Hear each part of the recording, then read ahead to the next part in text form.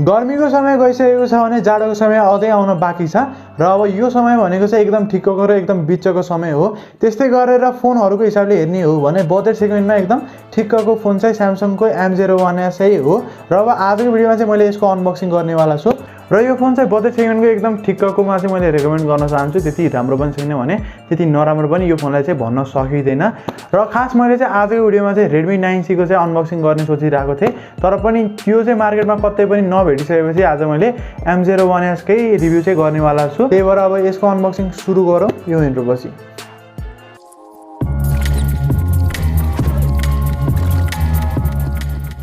साथीहरु सुरुमै कुरा गरौँ यो बक्सको र बक्सको कुरा गर्नुपर्दा चाहिँ स्यामसङको एउटा टिपिकल बजेट फोनको चाहिँ बक्स हामीले देख्न सक्छौं हैन।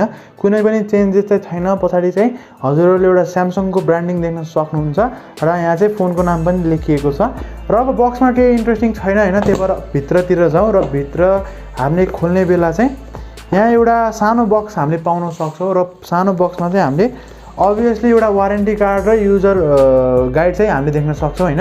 र अब युजर गाइड हजुरहरुले कतिको पढ्नुहुन्छ त्यो चाहिँ कमेन्ट गर्न चाहिँ नबिर्सिनु होला। युजर गाइडलाई हटाइसकेपछि चाहिँ हामीले फोन देख्न सक्छौं र अब फोनलाई जाडो भएको जस्तो छ र यो चाहिँ प्लास्टिकमा यसरी बेरिएर आएको छ र अब हजुरहरुले प्लास्टिक चाहिँ निकाल्दिनु होला। कुनै पनि कामको छैन प्लास्टिक हैन। र प्लास्टिक गइसकेपछि हामीले एउटा फोन देख्न सक्छौं जो चाहिँ यस प्रकारको छ Samsung M01s र M01 भन्दा यो चाहिँ एकदम प्रिमियम र पछाडी चाहिँ एउटा ग्लसी फिनिश भएको हुनाले एकदम राम्रो छ हैन यो फोन चाहिँ। फोन पछि चाहिँ साथीहरु बक्स एकदम हल्का हल्का भइसकेको छ र भित्र चाहिँ हजुरहरुले एउटा चार्जर देख्न सक्नुहुन्छ जसले चाहिँ कुनै पनि किसिमको फास्ट चार्जिङलाई सपोर्ट गर्दैन र यो बक्स भित्र चाहिँ हामीले एउटा USB टाइप केबल पनि देख्न सक्छौं र यो फोनमा चाहिँ हजुरहरुले कुनै पनि टाइप सी को केबल अथवा टाइप सी को चार्जिङ पोर्ट चाहिँ देख्न सक्नुहुन्न हैन। र अब खरायोको जमानामा यो कछुवालाई किन दिएको होला भन्ने म अहिले पनि कन्फ्युजै छु र लास्टमा चाहिँ हामीले एउटा सिम इजेक्टिङ टुल पनि पाउन सक्छौं जो चाहिँ यस प्रकारको रहेको छ हैन। र अब यो बक्सलाई चाहिँ उडनछु गर्दै आजको रिभ्यूतिर लागौं।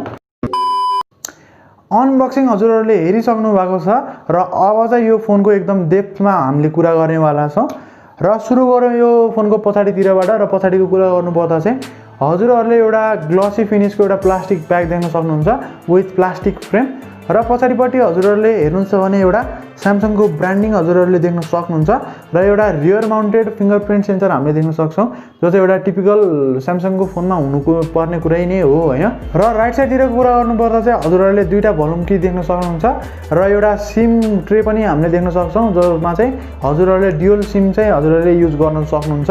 र डिस्प्लेको कुरा गर्नुपर्दा चाहिँ मैले टेम्पर ग्लास पनि हालिसकेको छु र यो डिस्प्ले चाहिँ 6.2 इन्चको IPS LCD को चाहिँ प्यानल देख्न सक्छौं र यो डिस्प्लेमा चाहिँ हामीले HD+ को रेजोल्युसन चाहिँ पाउन सक्छौं हैन। र यति भइसकेपछि अब मुनितिर चाहिँ हामीहरुले USB टाइपको पोर्ट देख्न सक्छौं भने यहाँ हामीले एउटा टिपिकल एउटा बजेट फ्रेन्डली स्पिकर चाहिँ हामीले देख्न सक्छौं जसको क्वालिटी चाहिँ ठिकठिकै छ र यहाँ चाहिँ हामीहरुले 3.5 mm को हेडफोन ज्याक पनि देख्न सक्छौं। र अब यति पछि चाहिँ साथीहरु कुरा गरौँ यसको प्रोसेसरको कुरा गर्नुपर्दा चाहिँ हामीहरुले यो फोनमा MediaTek को Helio P22 को युज भएको चाहिँ देख्न सक्छौं जो चाहिँ बेस्ट भएको भनेको चाहिँ 12 नैनोमिटर को आर्किटेक्चरमा हो र यो चाहिँ एउटा अक्टा कोर प्रोसेसर चाहिँ हामीले देख्न सक्छौं।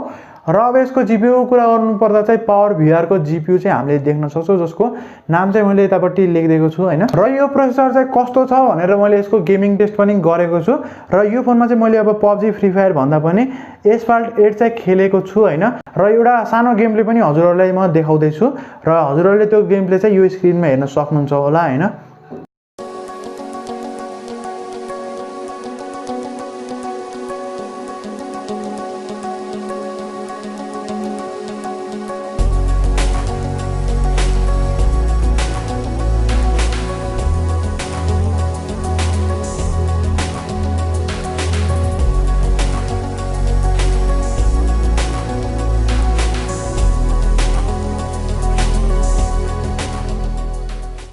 र यो चाहिँ मजासँग लोड गर्न सक्छ। कुनै पनि ल्याग चाहिँ हामीले यो फोनमा चाहिँ देख्न सक्दैनौं। हिलियोको P22 भए पनि यो Asphalt 8 सम्मको गेमलाई चाहिँ मजा तरिकाले चाहिँ ह्यान्डल गर्न सक्छ भनेर चाहिँ मैले भन्न सक्छु हैन। र अब यसलाई चाहिँ ओभरअल रूपमा भन्नुपर्दा यसको डिजाइन पनि मलाई राम्रो लागेको छ किनभने अब ग्लसी डिजाइन भयो भने आई एट्र्याक्टिभ पनि हुन्छ भने अलि परबाट यसो हलो भने पनि परबाट हेर्ने मान्छेले चाहिँ एउटा महँगै फोन किनेको रहेछ भनेर चाहिँ भनिहाल्छ हैन। र अब यसपछि चाहिँ कुरा गरौँ यसको क्यामेराको र क्यामेराको कुरा गर्नुपर्दा चाहिँ पछाडि चाहिँ एउटा 13 मेगापिक्सलको प्राइमरी क्यामेरा पाउनुहुन्छ अनि 2 मेगापिक्सलको एउटा डेप्थ सेन्सर अनि पछाडि चाहिँ हजुरहरूले दुईटा क्यामेराको सेटअप देख्न सक्नुहुन्छ र यसले चाहिँ म्याक्सिमम 1080p 30 fps सम्म चाहिँ भिडियो खिच्न सक्छ भने अगाडिपट्टि चाहिँ हजुरहरूले 8 मेगापिक्सलको फ्रन्ट क्यामेरा देख्न सक्नुहुन्छ र अब चाहिँ मैले हजुरहरूलाई यो फोनबाट लिएको भिडियोको स्याम्पल चाहिँ देखाउनेवाला छु। त्यो चाहिँ अब हजुरहरूले हेर्न सक्नुहुन्छ मस्त तरिकाले। र यो भिडियो चाहिँ हजुरहरूले रियर क्यामेराबाट खिचेको देख्न सक्नुहुन्छ र डाइरेक्ट मेरो फेसमा चाहिँ अहिले सन रे आइरहेको छ र अब मैले यतापट्टि लिएँ र यसको हजुरहरूले अटो फोकसदेखि लिएर सबै कुरा चाहिँ चेक गर्न सक्नुहुन्छ हैन। यो चाहिँ अहिले 1080p 30 fps मा रेकर्ड गरिरहेको छ यो फोनले हैन। र अब भिडियो क्वालिटी कस्तो आएको छ त्यो कुरा पनि हजुरहरूले चेक गर्न सक्नुहुन्छ र साउन्ड क्वालिटी पनि चेक गर्न सक्नुहुन्छ। र यो चाहिँ अब फ्रन्ट क्यामेराबाट लिएको भिडियो हो। यसबाट पनि 1080p 30 fps सँग खिच्न सक्नुहुन्छ मजासँग हैन। र हजुरले अब स्टेबलाइजेसन डाइनामिक रेन्जदेखि सबै कुरा चाहिँ चेक गर्न सक्नुहुन्छ हैन। चाहिँ मैले अहिले माथि छतमा आएर रेकर्ड गरिरहेको छु।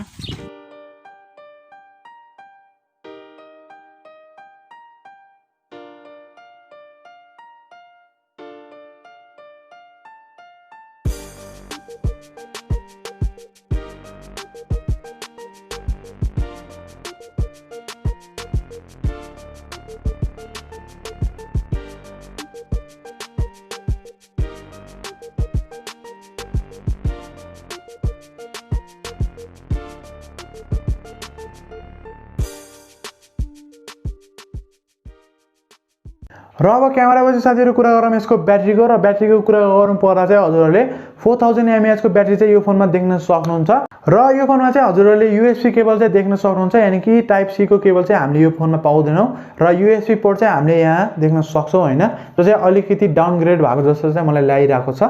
र अनि अरु कुरा गर्नुपर्दा चाहिँ हजुरहरूले 3.5mm को हेडफोन ज्याक पाउन सक्नुहुन्छ एउटा नर्मल टाइपको स्पिकर अनि त्यसपछि चाहिँ रियर माउन्टेड फिंगरप्रिन्ट स्क्यानर देख्न सक्नुहुन्छ जसको चाहिँ स्पिड चाहिँ अलि डिसेन्टै छ हजुरहरूले हेर्न सक्नुहुन्छ हैन। मैले युज गरिरहेको छु भने ठ्याक्क खुली पनि रहेको छ हजुरहरूले हेर्नुहुन्छ भने फास्टै छ त्यस्तो धेरै फास्ट त भन्न सक्दैन तर ठिकको फास्ट छ हैन युजेबल छ। अनि साथीहरु अडियोको कुरा गर्नुपर्दा चाहिँ यो स्पिकरबाट चाहिँ हजुरहरूले डिसेन्ट टाइपको अडियो चाहिँ सुन्न सक्नुहुन्छ र यसको चाहिँ एउटा एक्जाम्पलको रूपमा मैले एउटा एनसीएस को चाहिँ म्युजिक सुनाउन गइरहेको छु त्यो चाहिँ ध्यान दिएर सुन्नु होला हैन हजुरहरूले पनि कस्तो टाइपको साउन्ड क्वालिटी चाहिँ दिन्छ भनेर सुन्नु होला हैन।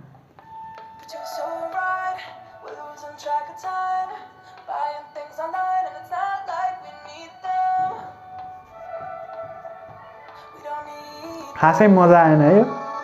अंग्रेजी सङबाट त्यति मजा आएन त्यही भएर रेशम फेरि चाहिँ मैले लाउन गइरहेको छु र यो चाहिँ अलिकति रिमिक्स सङ छ र यसमा चाहिँ कुनै पनि कपिराइट चाहिँ छैन त्यही भएर चाहिँ यो मैले फ्रीली बजाउन सकेको छु हैन। र अब चाहिँ सुरु गरौँ यो म्युजिकबाट हैन। र यो चाहिँ फुल मैले लगाइसकेको छु भोल्युम र हजुरहरूले योबाट चाहिँ कतिको लाउडनेस छ भने पनि चेक गर्न सक्नुहुन्छ हैन।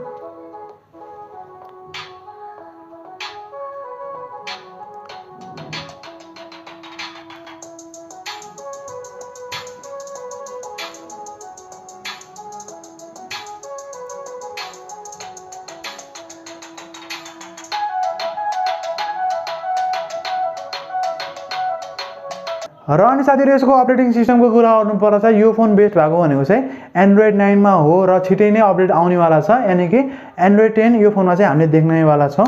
सो अब ओएस मा पनि राम्रै भन्नु पर्छ हैन।